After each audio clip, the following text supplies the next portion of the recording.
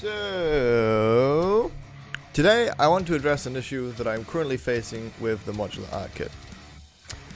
If you have played the game, the chances are, if you've been to the courtyard area of the map, you've noticed some what's called Z fighting, I believe, or X, or whatever the axis is.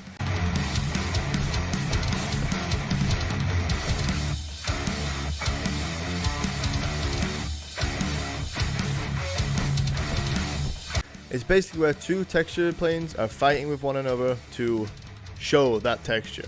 So right now, the map pieces that snap together to make up the level are boxes. They're not a singular plane or a one-sided shape. On their own, and when they're in a series together, they look fine. However, whenever they need to be inside one another, and you can see the same face that is colliding with one another, the textures start to argue, and you know, as a player, when you're seeing this, you're gonna have a bad time. It doesn't look very nice at all. I'm not looking at the camera. So I think it's time I do some more research and come up with a new approach to fix these new issues. Once again, I will be stealing information from the Fallout 4 GDC talk. Once again, link in the description, by the way. A key thing that I missed during that talk, and a ton of other sources I've been researching, is that when people make these modular art kits, they only ever do one side of one plane, I should say. Whereas I'm rendering the entire model, which is stupid. It shouldn't be a model, it should just be a single face for whatever side of the model I want to show off. So I'm going to go ahead, I'm going to redo all the models as a single face, rebuild my entire scene, and see what the results are for this. And thankfully, I only have a few pieces for my test kit, so this shouldn't take too long. Yet again, this is another reason why, while you're iterating over features like this, or you're trying to adopt a new system, it's good that you test with a small pool of objects before you go ahead and make a large series of objects, and you find out that your approach is crap and you need to change all of them, because then you're not wasting as much time. Remember, it's all about efficiency with these systems.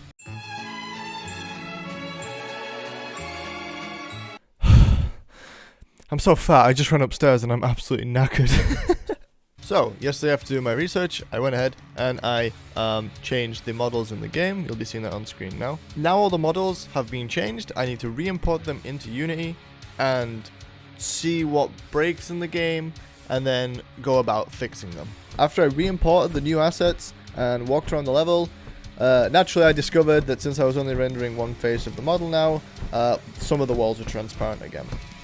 To fix this, wherever there was a wall that you could see from the other side, I went ahead and added another wall on the other side of it to close up that hole. So as you can probably see from the footage now, there are actually gaps between the doors and the window frames. And there is actually a solution for this, which was also proposed by the Bethesda team for Fallout 4, and they use a system called sockets. These are little individual models which go in between these voids in the wall to make it look like one coherent piece. I just thought I'd go over and give you guys an example of how I created my sockets. I started off by using what I was going to make the socket for, duplicating it to the thickness of the walls that are in the Unity scene, and then blocking out the rough shape of how I want this window frame to look. Once I was happy with the size and scale, I then made sure the origin of the model was set to the center of the scene, so that way I could snap it nice and dead center into the voids in the actual Unity scene. Once I made sure that all the voids were hidden, I went ahead and exported that and put it into Unity. And as you can see, now when I walk around the level and I look between these cracks in the wall, they are now hidden by this socket which is centered on the void that was initially there. So there we go. I have fixed my void issue, I have rebuilt my map so now that they won't have Z fighting, and I can progress with level design.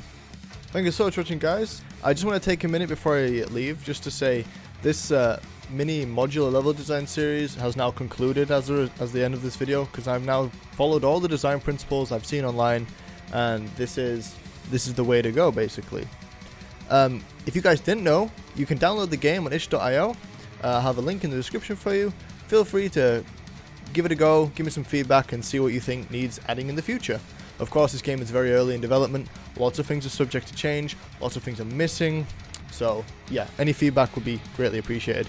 I'll get this new build up on itch.io as soon as I fixed an issue with running out of points and ammo. What could that mean? You'll find out in the next patch. It'll be in the patch notes. So yeah, so thank you so much for watching.